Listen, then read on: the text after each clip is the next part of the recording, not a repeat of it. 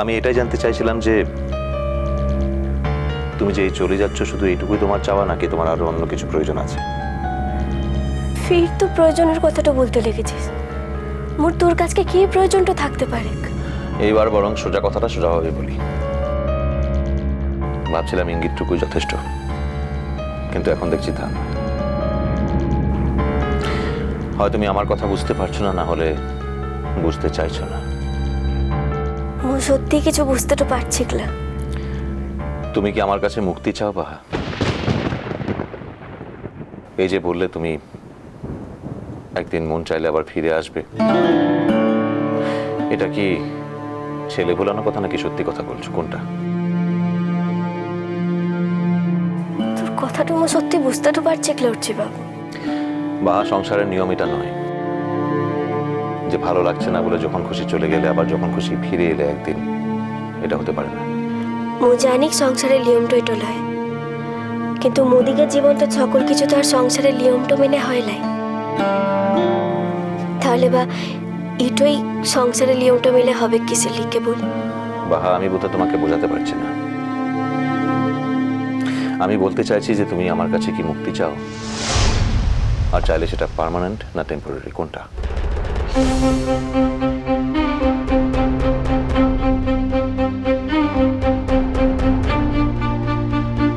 যদি চাই তাহলে আমি এক্ষুনি তোমাকে মুক্তি দিতে পারি না।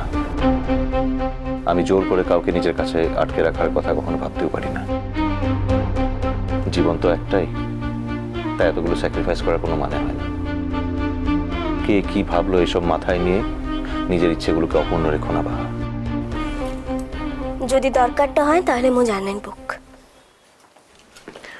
আমি চাই তুমি চলে যাওয়ার আগে তোমার সিদ্ধান্ত আমাকে জানিয়ে দাও। তোরে তো কিসের দ্বারা টরছি বাবু? তুই কি মোর কাজটা থেকে পার্মানেন্টলি মুক্তিটা চাইছিস? মোর কিন্তু মুক্তিটা দিতে 1 মিনিটও সময়টা লাগবে না। সম্ভবত আমি তোমাকে চলে যেতে বলিনি, আর সম্ভবত আমি যে কথাটা বললাম তার সঙ্গে তুমি এই মুহূর্তে বলা কথাটার কোনো মিল নেই। না, তুই মুখে বললি তাই মো বলছি।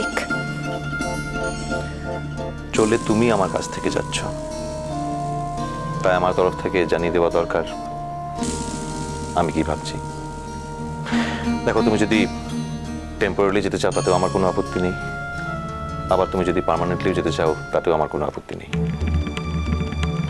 তুমি যেটাতে ভালো থাকবে, খুশি থাকবে, আমি সেটাতে ভালো থাকবো।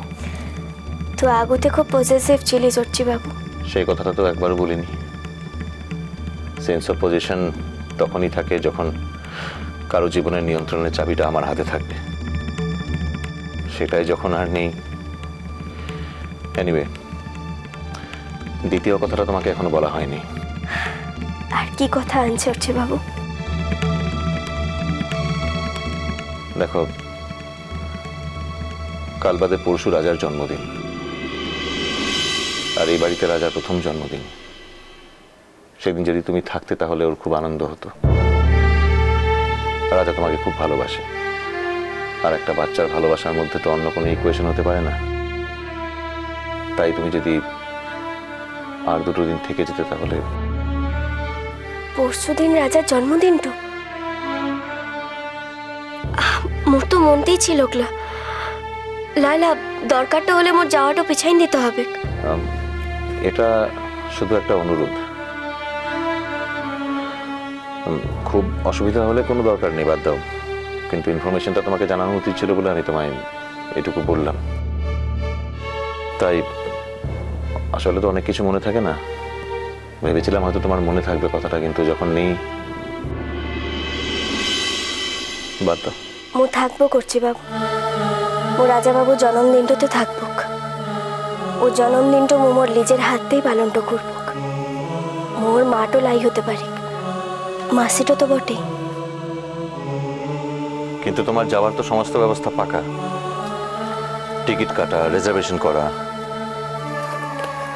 হে, তা তো হয়েই যাচ্ছে, ক্যান্সেলটা করতে হবে। একটু দিন পড়তে গেলে কোনো ক্ষতিটা হবে না, কিন্তু মোর রাজা বাবুর মনতে তো আক্ষেপটা থাকবে যে ওর বাহা মাটো জন্মদিনটা থাকা জানতেও সে চলেটো গেল। Thank you. তুই মুখে থ্যাংক ইউটা বলছিস কিসের লিখে? দিচ্ছি কারণ থাকবে বলে। ভাবছিলাম একা একা কি করে ওর জন্মদিন সেলিব্রেট করব। জন্ম, মৃত্যু, সুখ দুঃখ সবই তো জীবনের এক একটা অঙ্গ। তাই মৃত্যুর শোক যেমন আছে, বেঁচে থাকা আনন্দ তো সেমনই সবার জীবনে রয়েছে বলো। বাচ্চাটার তো কোনো দোষ নেই, তাই ওর জন্মদিন পালন হবে না কেন? তা তো বটেই। আর সামহাও সবাই সমানে এই বাচ্চাটাকে এই বাড়িতে অ্যাকসেপ্ট করতে পারেনি। ওর এখানে থাকাটা সবার কাছে পছন্দের না। সবার মনে মনে একটা ভুল ধারণা আছে যে বাচ্চাটার জন্য তুমি এই বাড়ি থেকে চলে যাচ্ছ।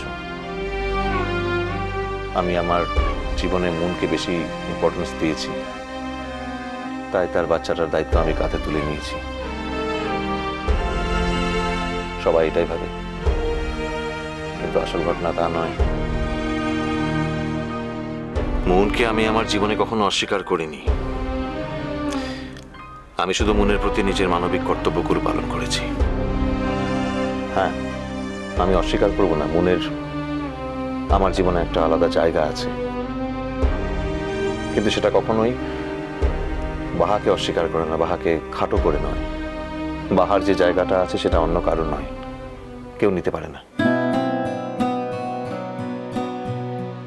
হ্যাঁ, তুমি এখন চলে যাবে বলে আমি তোমাকে শোনাবার জন্য কথাগুলো বলিনি, সাফাই গাইনি। আমি শুধু আমার জীবনের সত্যিটা তোমাকে জানালাম। এনিওয়ে, সেসব কারণেই মনের বাচ্চাটার এই বাড়িতে আসা এবং তার জন্মদিন পালনটা সকলের কাছে খুব একটা ওয়েলকামিং ইভেন্ট হবে না। আর জানোই তো, বাচ্চারা খুব সেন্স করতে পারে যে তারা কার কাছে গ্রহণীয়, কার কাছে নয়। তাই বলছিলাম, তুমি এখানে থাকলে বাচ্চাটার জীবনে আর একটা দিন একটু আনন্দে কাটতো, এই আর কি। থাকবো করছি বাবু, কিন্তু ওয়ার লিগে তোকে একটু লোকটো রাখতে হবে। দেখ, বড় মা মেজো মার তো বয়সটা হইছে, ওরা নতুন করে কোনো বাচ্চার দায়িত্বটা নিতে পারবে না। তা নয়, আসলে ওরা মনের বাচ্চার দায় নিতে চাইবে না, তাই আমাকে লোক রাখতে হবে। পৃথিবীতে এমন বাচ্চা তো অনেক আছে যার মাও নেই, বাবাও নেই। ধরে নাও রাজাও এমনই একটা বাচ্চা। তবে আমি যখন ওর দায়িত্ব নিয়েছি, ওর কোনো অসুবিধা হবে না। জন্মটা দিলেই কিন্তু সকল সময় মা বাপটা হওয়া যায় না, আবার জন্মটা না দিলেও মা বাপটা হওয়া যায় না। তো জন্মটা না দিও ওর বাপটা, আর সেটা তো তুই দেখলেই বোঝাটো যায়। রাজা বাবুর মা তোলাই, কিন্তু বাপটা তো আনছে। বাহা, মনের মৃত্যু আমাকে জীবনে একটা কথা শিখিয়ে দিয়ে গেছে।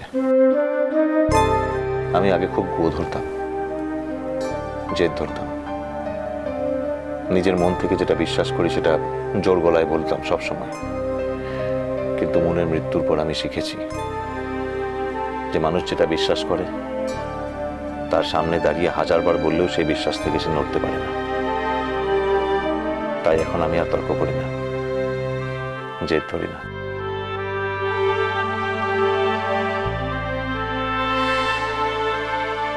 আমি জানি তোমার বিশ্বাস তোমার কাছেই থাকবে, আর আমার বিশ্বাস আমার কাছে। এইভাবে হয়তো আজীবন আমরা একে অপরকে সম্মান দিয়ে যেতে পারবো।